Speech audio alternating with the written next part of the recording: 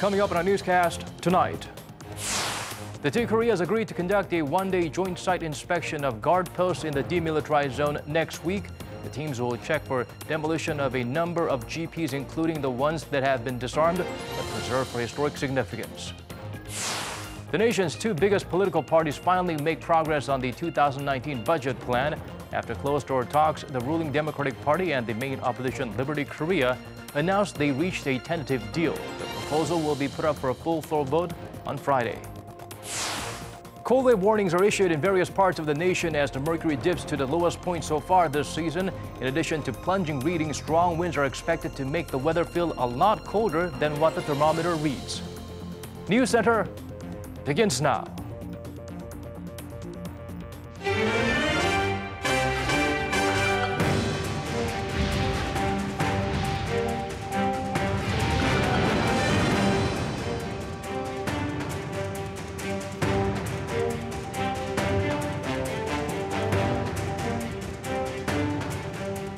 It's 8 p.m. here in Korea, live from our studio in Seoul. This is Arirang News Center. Welcome to our program. I'm Daniel Choi. We begin with the latest in inter-Korean military cooperation. Seoul and Pyongyang agreed to conduct a joint inspection of sites along the demilitarized zone where several guard posts have been removed. Our Defense Ministry correspondent Park Ji-won has our top story. South Korea's Defense Ministry announced Thursday that the militaries of South and North Korea have agreed to conduct a one-day joint inspection to verify the removal of guard posts on both sides of the DMZ. The inspection is set for next Wednesday. Last month, the two Koreas removed firearms and troops from 11 guard posts on each side and then demolished the structures using explosives and bulldozers. But they decided in the process to leave one standing on each side for historic and symbolic reasons.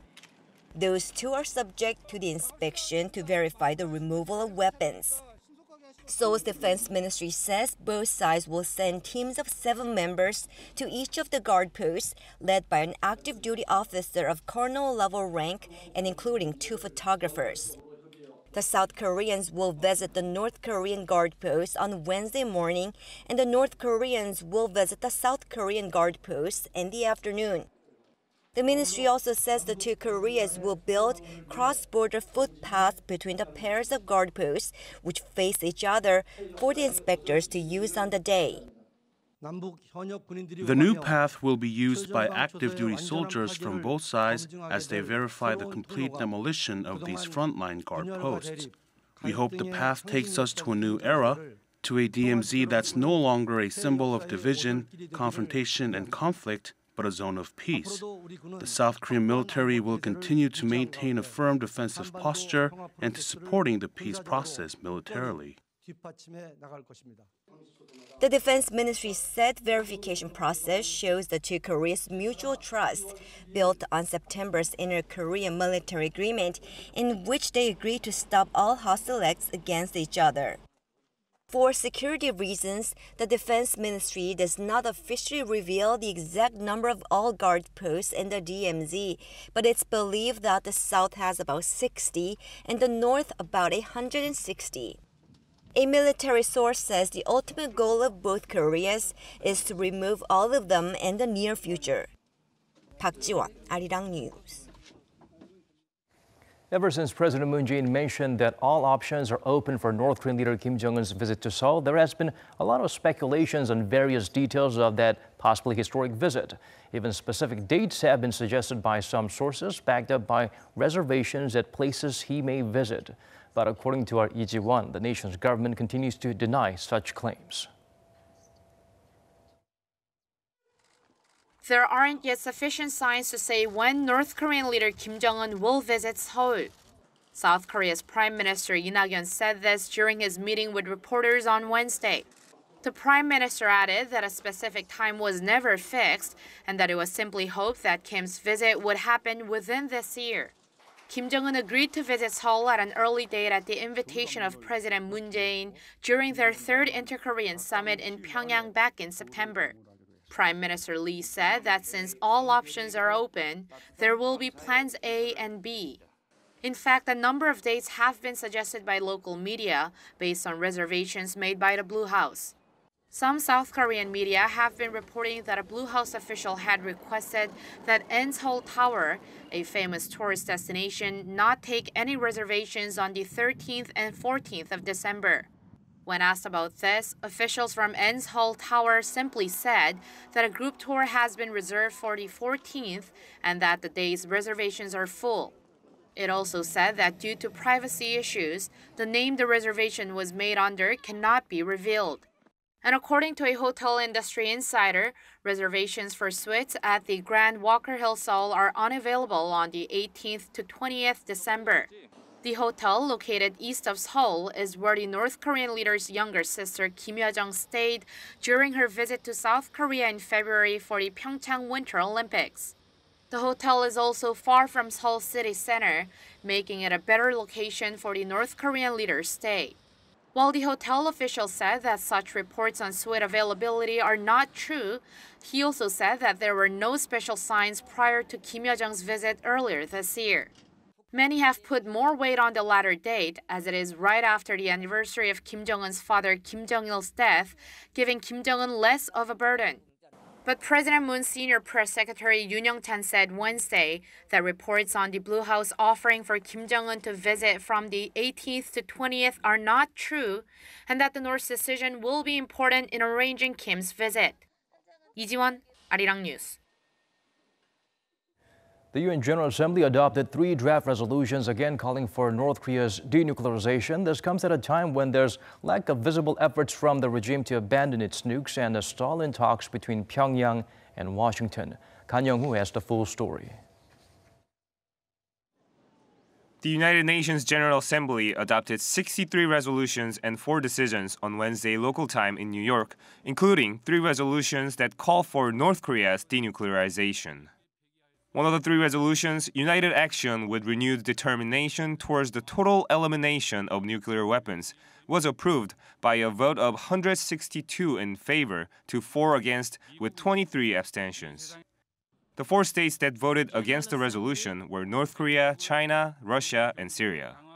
The General Assembly also adopted the resolution Comprehensive Nuclear Test Ban Treaty by a vote of 183 in favor to 1 against with 4 abstentions. Only North Korea opposed it. Calling for full compliance with the obligation under the resolution, the General Assembly criticized the 6 nuclear tests conducted by Pyongyang since 2006 in violation of related Security Council resolutions. Adopting the resolution towards a nuclear weapon-free world, accelerating the implementation of nuclear disarmament commitments, the Assembly urged nuclear weapon states to fulfill their commitment to reduce and eventually eliminate all types of nuclear weapons. While the US, China, and Russia voted against it, North Korea abstained. The General Assembly added that all states possessing nuclear weapons should decrease the readiness of their nuclear systems in a verifiable and transparent manner. Kan Young-woo, Arirang News. There are reports North Korea is still upgrading one of its long-range missile bases even after the historic Pyongyang-Washington summit in June. The newest finding is raising questions over the regime's commitment to denuclearize. Park Hee-jun zooms in on the discouraging developments. If confirmed, it's another disappointing finding on North Korea's weapons activities. According to CNN on Wednesday, satellite imagery provided by the Middlebury Institute of International Studies at Monterey shows North Korea has been expanding a key long-range missile base in Yongchumun even after the first North Korea-US summit in June. Experts told CNN that the facility, which has long been familiar to the U.S., is a suitable location to base the North's newest long-range missiles, including those that can carry nuclear warheads to the U.S. mainland. The images also identify a new, previously unknown facility just 11 kilometers away from the Yongchumun base. It's unclear whether they are separate sites or whether one is a subbase to another. The images also suggest North Korea was building a large underground facility in 2017, and the regime continued construction up until this August. According to South Korea's Joint Chiefs of Staff, the missile base is one of the sites closely being monitored by Seoul and Washington. The Foreign Ministry did not comment in detail, but said it will continue to work with the U.S. to achieve the denuclearization on the Korean Peninsula. This isn't the first report voicing skepticism toward North Korea's commitment to denuclearize. Washington-based think tank CSIS reported last month that it had identified 13 undeclared North Korean missile bases. They reflect concerns within the U.S. that months of dialogue with the North has done nothing to stop the regime from developing its weapons programs. Many have also argued that Trump is being played by Kim. There are also questions over the progress being made in pushing Pyongyang toward complete denuclearization and on the need for a second Kim-Trump summit. Park Ki-jun, Arirang News.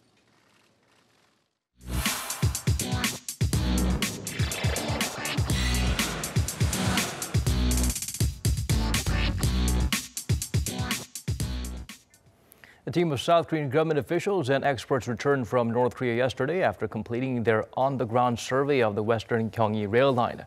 The trains are heading to the east as we speak for another round of inspections on the Donghae line that will begin this weekend. For more, our Unification Ministry correspondent Woo Jung-hee joins us in the studio. Jung-hee, welcome to the studio. Thank you for making time for us today. Good evening, Daniel. So to do a little recap, almost 30 of them, the members from South Korea, stayed with their North Korean counterparts for around a week. You're right. Just to give our viewers a recap, South Korean train cars were linked up with engines and train cars belonging to the north, and all of them moved together along almost 400 kilometers of track on the western Gyeonggi line from Kaesong up to Sinuiju. After finishing the inspections, the South Korean experts came back home yesterday. Right now, the trains are on their way to North Korea's eastern city of Wonsan, where another round of inspections will begin this Saturday, this time on the eastern Donghae rail line. And another group of South Korean researchers will be making their way up north via the eastern land border. All of it you'll be able to see on the screen soon. And so throughout this journey, the inspectors from the two Koreas are basically working, living, and eating on the same train, though it's unlikely they're freely mingling with each other. Right, a lot of team spirit being fostered there between the two sides. So how did the inspections go? Could you give us the specifics, the step-by-step of how it's done, the process itself? Of course. I mean, the inspectors would get off at train stations and they would mainly check the roadbeds, tunnels, the bridges, and the overall rail operation system. And South Korean inspectors would use the devices they brought from the south and explain the condition of the tracks to their North Korean counterparts. Let's take a look at the picture that have been released, Daniel. So here, the train carrying the inspection team has stopped at a river in the north, and the researchers from the two Koreas are checking the bridge. We can spot some of them taking photos. And in this picture, they're standing on the track in a group looking down at something, probably talking about the condition of the rails. And this is another picture of the inspection team just about to make their way into a tunnel. And now they've passed through the tunnel, and the inspectors are walking along the track with papers and equipment in hand. And we saw this bridge quite a lot of times on TV. It's the bridge that's at the border between North Korea and China, connecting Sinuiju and Dandong. Seoul says it's North Korea's territory up until the midpoint of this bridge, so they also took a look there as well. So all in all, compared to when they checked these western tracks for the first time in 2007, the researchers say they have not deteriorated much. But of course, there will have to be additional detailed surveys to see whether these rails can be renovated or new tracks will have to be laid. So we have about 2 more weeks to go before the rail inspections themselves are completed. But then, of course, we look forward to not just connecting the cars and the locomotives, but the rails themselves across the border. When do we expect to see possibly the groundbreaking ceremony for the actual project itself? Well, that's the question that many reporters are curious about. In fact, I mean, well, Seoul says for now, it's preparing to hold the groundbreaking ceremony before the end of this year, in fact, as planned. But as we all know, the groundbreaking ceremony is for connecting and linking not only the railways, but also the roads between the two Koreas. In progress progress on the road inspections has stalled, actually. Back in August, Seoul and Pyongyang had joint inspections on the Western Expressway, but nothing has been done on the eastern ones. But even if they do, actually, the groundbreaking ceremony will only be symbolic. I mean, at this point, the two Koreas are not certain about how the construction will actually be done, and kicking off construction would definitely require additional sanctions waivers so they can bring equipment and resources into the north. Seoul also says the actual construction work will proceed in accordance with progress in North Korea's denuclearization, so we'll have to wait and see about how the groundbreaking ceremony and the actual construction will happen. Right, a lot of conditions are intertwined at this point. We do hope for steady progress in the near future. Jung-hee, thank you for coming in and providing us with the big and clear picture. My pleasure.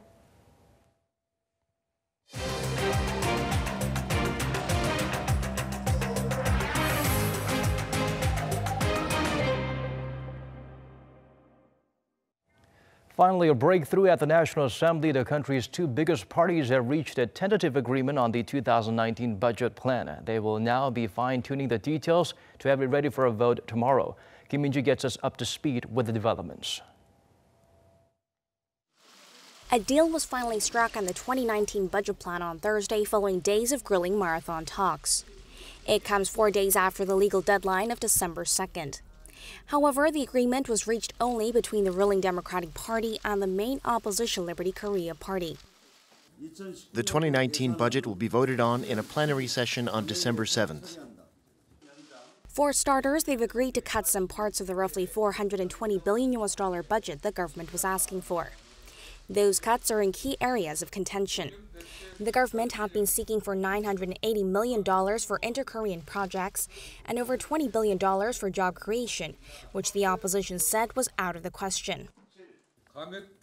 There will be a cut of more than $4.4 billion in the budget for job creation and inter-Korean projects. The two parties, meanwhile, decided to increase spending on measures to tackle the low birth rate. Part of that is to give child benefits starting in January to all households regardless of income, if they have children age 5 or younger. And to address the issue of an expected shortfall in tax revenue, the party said the government will tackle the issue by repaying some debts in advance within this year and limiting state bond sales next year. However, the agreement drew strong criticism from the minor opposition parties, whose demands were left out. They had been calling for the two biggest parties to include reforms to the country's electoral system, but that idea was rejected by the two bigger parties, who said it's a separate matter and should not be linked to the budget. The two biggest parties are disregarding calls from the people for political reform and instead have decided in favor of their own interests. The ruling party has rejected the path of political reform. The minor opposition parties say they will consider boycotting parliamentary affairs. But even without them, the ruling and main opposition party together have a big enough majority in parliament to hold a vote and pass the budget. For now, it appears that the spending plan will be put up for a full floor vote late Friday evening, after the government and the two biggest parties fine-tune the details. It's just in time as the 100-day parliamentary session comes to an end this week. Kim Min-ji, Arirang News. South Korea's central bank released its preliminary data on the country's current account balance for October. Another month of surplus thanks to solid exports. Ko Rin-hee help us look beyond the digits. Korea's current account recorded a surplus in October for the 8th month in a row. That's more than 6.5 years running thanks to strong exports of goods. The current account is a broad measure of a country's trade with the world, including goods and services. According to the Bank of Korea, the current account surplus in October came to $9.19 billion. In terms of goods, the surplus was $11 billion, up $2.4 billion from a year earlier. Export of goods compared to the October before were up almost 30% and marked the highest monthly total on record. The central bank attributed that to exports of petroleum products, which fetched higher prices in October as oil became more expensive. Also contributing were exports of machinery, including manufacturing equipment. The BOK said those shipments increased because of strength in the global manufacturing industry.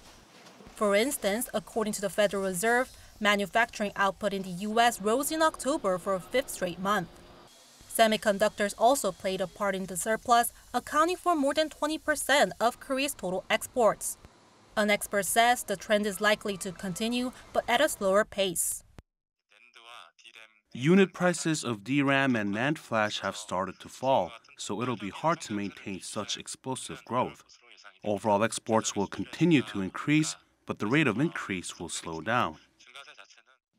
Another reason for the strong export was 5 extra business days in October this year, because the major Korean holiday Chuseok fell in September rather than October.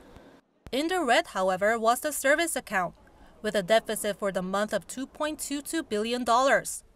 It was a smaller deficit, though, than last October, thanks to an improvement in the travel account as Korea saw an increase in visitors from China and Japan. 고륜이, Arirang News.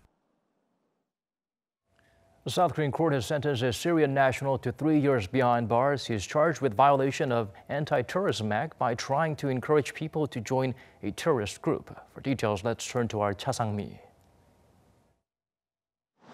A Syrian national has been sentenced to 3 years in prison for inviting people to join a terrorist group. The 33-year-old, whose name was withheld, faces a charge of violating the Anti-Terrorism Act for the protection of citizens and public security, according to Incheon District Court. The judge announced a verdict saying the suspect actively encouraged people to join the Islamic State online by posting videos and texts on his Facebook account and providing secret chat links with ISIS militants. The Justice Department said they found evidence on his smartphone, such as posters related to ISIS and a list of Europeans who had sworn allegiance to the terror group. The team of judges said if such cases were overlooked, it may foster terrorism and harm public security. The defendant said he will appeal the verdict. This is the first time a suspect has been found guilty of such a charge since the act came into effect in March 2016. Violation of the act may result in up to 5 years in prison. The suspect fled Syria's civil war in 2007, seeking asylum in South Korea, but his application was denied and he was instead granted a temporary humanitarian stay visa.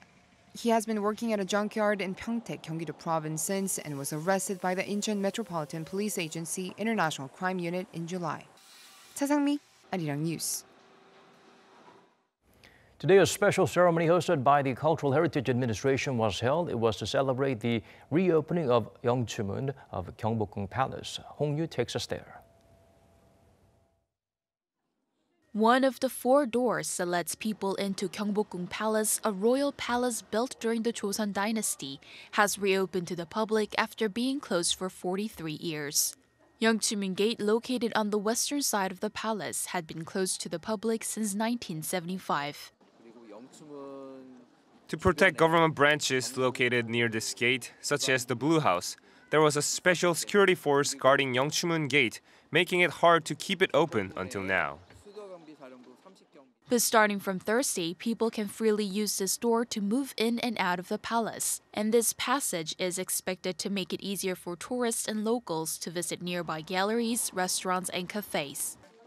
Before this door was open, we had to go all the way around the palace to enter it because there was no entrance on the west side. But now we can take a look around Sejong village and visit the palace much more easily. In the past, Yongchumun Gate was mostly used by civil servants and military officers. The current Yongchumun Gate is actually a restored version. The original gate was burnt down during the Japanese invasion of Korea in 1592, and the restored gate was actually torn down during the Japanese colonial era in 1926. A special ceremony took place to celebrate the gate's reopening. There were performances prepared by the Cultural Heritage Administration and a ceremony involving people marching through the gate. We hope the reopening of this gate can provide a convenient passage for tourists and Koreans, and we also expect this new passage to revitalize the local economy of Sejong village on the western side of Gyeongbokgung Palace. From now on, people can use the gate to enter the palace during opening hours by paying an entrance fee of $3. Hong Yu, Arirang News. If you're here in the nation starting Thursday, people are advised to bundle up and be prepared as bitterly cold air descends on the peninsula. The country is expected to be hit by the strongest cold wave so far this season, with the mercury dipping below zero in many regions. Won Jung-hwan tells us more. Korea is facing the coldest weather conditions so far this season. Most upper parts of the nation, including Incheon, Gyeonggi-do Province and Gangwon-do Province, were already issued cold wave warnings on Thursday evening by the Korea Meteorological Administration. But the weather agency said further warnings have been issued on Thursday for central and southern regions, including the northern part of Gyeongsangbuk-do Province. The agency said most of the country will wake up to freezing temperatures as low as -10 degrees Celsius on Friday morning. Furthermore, strong winds will make it feel even colder than the actual readings. Compared to previous years, the mercury plunged to 9 degrees Celsius lower than the average at this time of the year. While the temperatures will remain well below normal on the weekend, temperatures will slowly bounce back to near average levels by next week. 원정환, 아리랑 뉴스.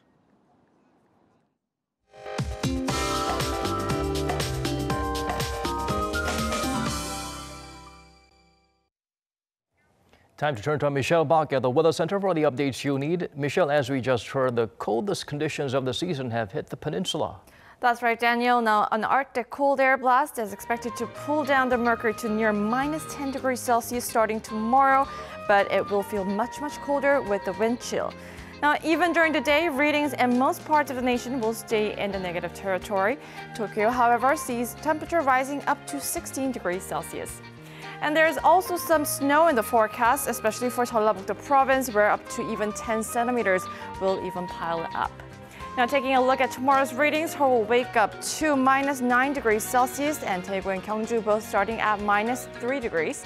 And into the day, Seoul will reach up to -4, while the southern regions are looking a bit warmer. And temperatures will get a little bit of a rise over next week.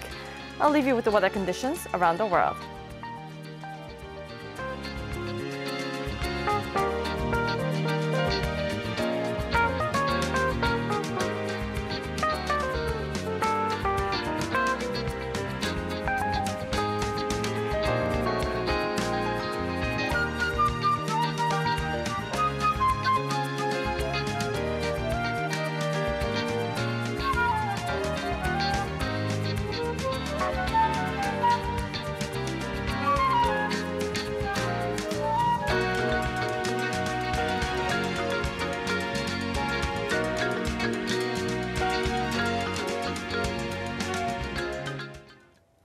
That's all we have for you in tonight's edition of Arirang News Center. As always, thank you for staying with us.